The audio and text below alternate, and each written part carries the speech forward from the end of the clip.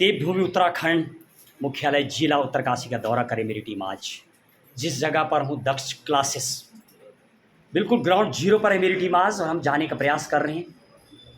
पढ़ाने वाले इंस्ट्रक्टर और तमाम और साथ में कई संख्या में छात्र बैठे हुए हैं और लगातार प्रातः काल से शाम तक क्लासें चलती। बिल्कुल अभी शाम का समय है और पढ़ाने वाले विजय रमोला जी हैं। ज़रा पूछ के देखता हूँ क्या कह रहे हैं क्लास को लेकर के, कब से चला रहे हैं। दक्ष क्लासेस उत्तरकाशी, अच्छा खासा रिजल्ट।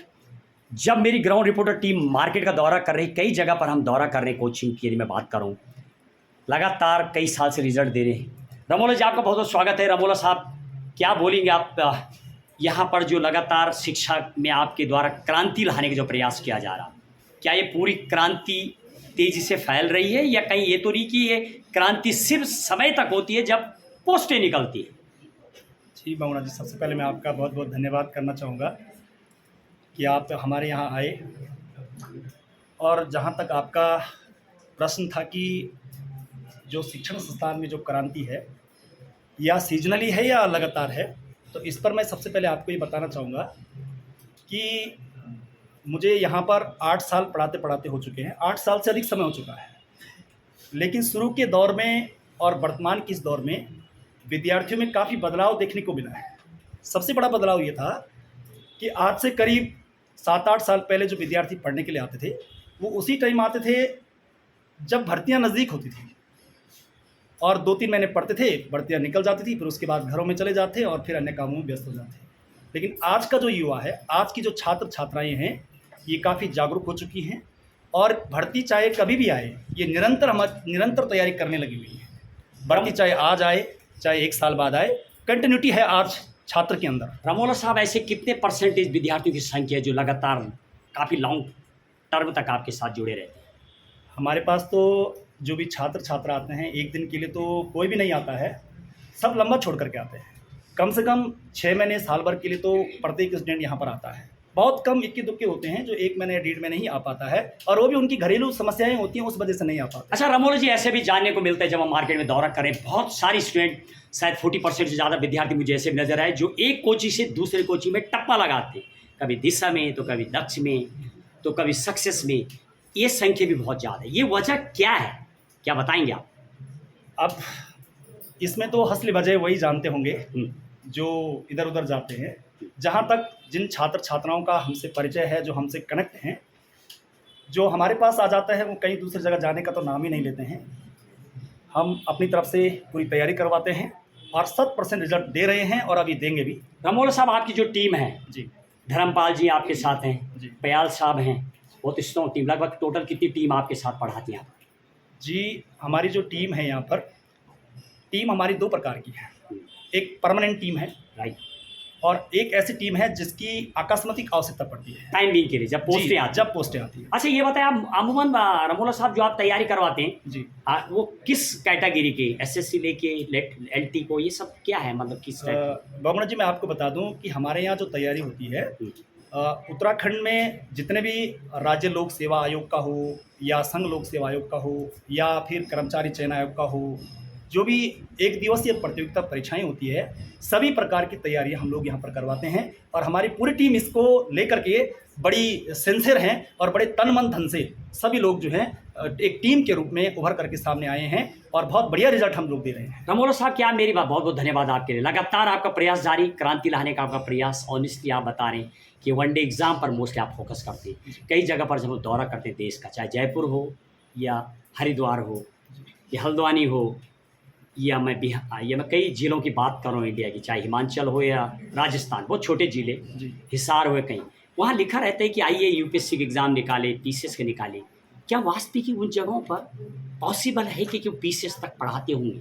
क्या लगता है? देखिए बावड़ा जी, कई बार क्या होता है कि हाथी के दांत दिखाने कुछ और होते हैं और कुछ काम कर रहे कुछ और होते हैं। तो हम लोग उन चीज़ों पर दिखावा नहीं करते, हम छलावा नहीं करते हैं व्यक्ति के साथ या छात्र छात्र के साथ। जो चीज़ नेचुरल है कि भाई हमारे पास इस टाइप की तैयारी होती है, हमारे पास इस तरह की फैकल्टी हैं और तमाम प्रकार के जितने भी जो सब्जेक्ट हैं अलग अलग तैयारियों के, चाहे वो एलटी का हो, चाहे वो लेक्चरर का हो, चाहे वो एनटी का हो, चाहे वो पीसीएस प्री को लेकर के हो, हमने अपने स्टाफ में सभी तरह की फैकल्टियाँ रखी हुई हैं और सब्जेक्ट वाइज जो है हम लोग छात्र अच्छा, छात्राओं को एसएससी गाइड वगैरह का आप तैयारी करवाते हैं क्या? एसएससी का भी पीसीएस वाले भी यहाँ पर मेन उन वाले हैं क्या?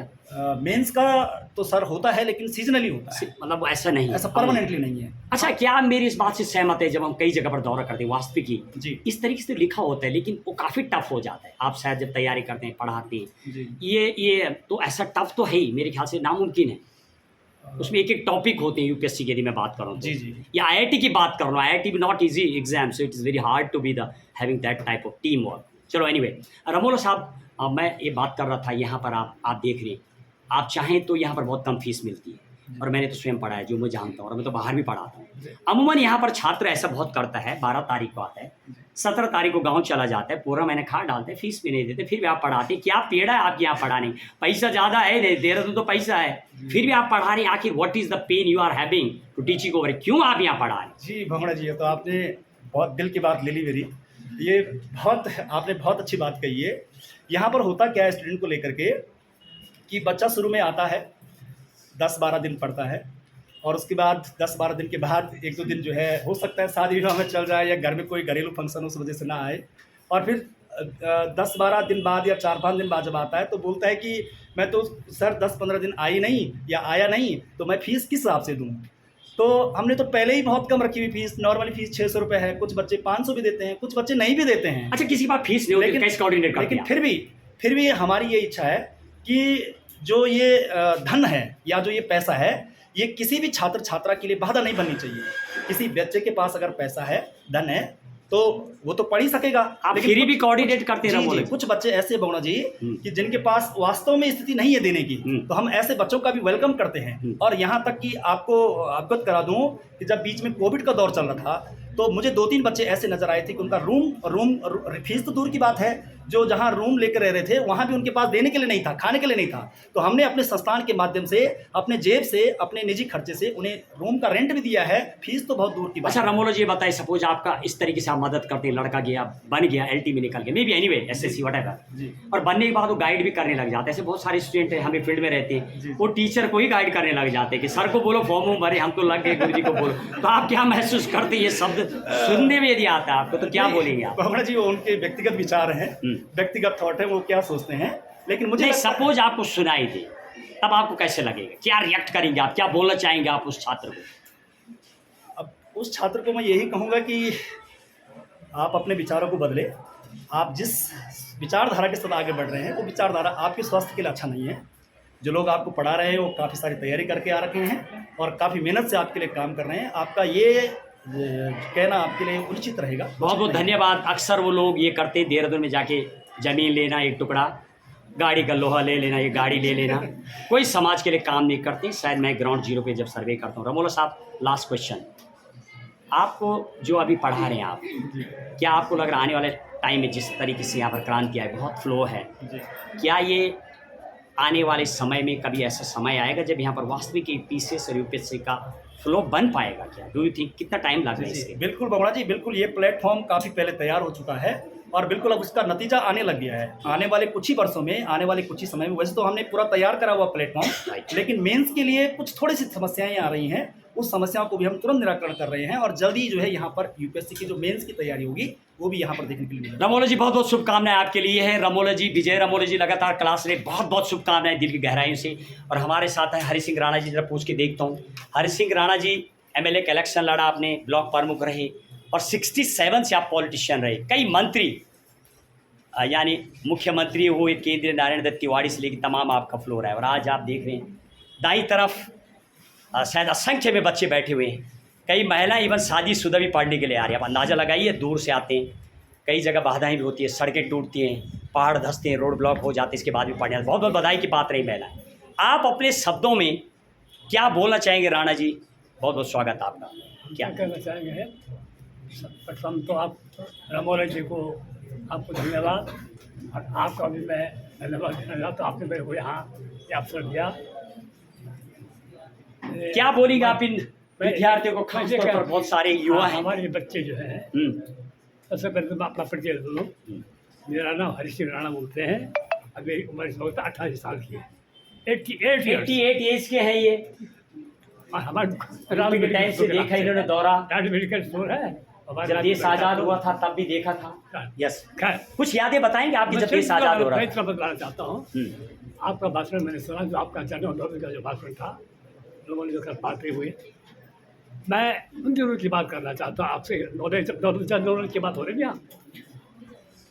हम गुलामी में पैदा हुए, राजा का जब शासन था, तो सिर्फ 14 साल का था जब देश आज़ाद हुआ। सारा देश आज़ाद का हुआ, कब हुआ?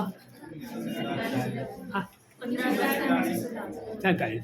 तो केंद्रीय सरकार से 49 हुआ, हो गया, ठीक है।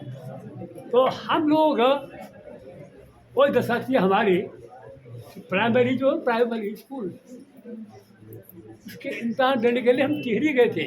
मैं अपनी बात कर रहा हूँ। आज का 8th है, बाद में क्यों लोग मिडिल बोलते थे, उसका भी हमने टिहरी दिया, पैदल चल करके बर्फी का बकरी का आता था। चंद का इम्तहान दिया, वही कर दिया। कहने का मेरा तात्पर्य है, आप लोग स्वर्ग में हैं, स्वर्ग में है बहुत। राणा जी, रमोला जी के लिए कुछ बोलना चाहेंगे टीम के लिए? क्योंकि आपके लिए सब सुविधा है, हमारे तो कोई सुविधा नहीं, कोई सुविधा नहीं। हम लोग ड्यूटी लेकर के आते थे लोग, मास्टर तो कहीं घर का नाम भी था, बात कर रहा हूँ। हम लोग थोड़ा सा राजनीति में रहा, थोड़ा छोटी मोटी नगर पालिका में रहा, फिर प्रधान बना, फिर प्रमुख बना, एनर्जी का चुनाव लड़ा, विधायक का चुनाव 2002 का प्रथम उत्तराखंड का। खैर लंबी बात, छोटी बात। बहरहाल इनको क्या बोलेंगे आप आशीर्वाद के हम रूप में? कहते हैं कि हमारे बच्चों को जो हमारे आज जो एक इच्छा है पढ़ने की, शक्ति है, मैं बोलता हूँ ये तो पढ़नी चाहिए, फिर पढ़नी पड़ेगी। जैसे आप अभी बउड़ा जी पिक्चर दे रहे थे, बउड़ा जी जब कह रहे थे यहाँ की जो सफलता बता रहे हैं, मुझे बड़ा बहुत खुशी हो रही है।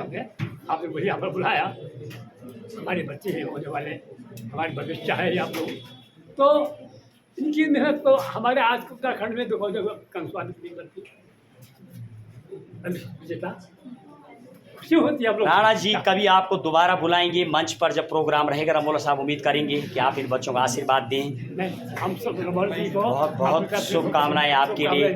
इतने बुजुर्ग हमारे बीच पहुंचे, उनका आशीर्वाद आपको मिला, ये सबसे बड़ी बात है। सुपर एकदम से सिटीजन मेरी उम्र का कोई नहीं समझ नहीं। चलिए, बहुत बहुत धन्यवाद।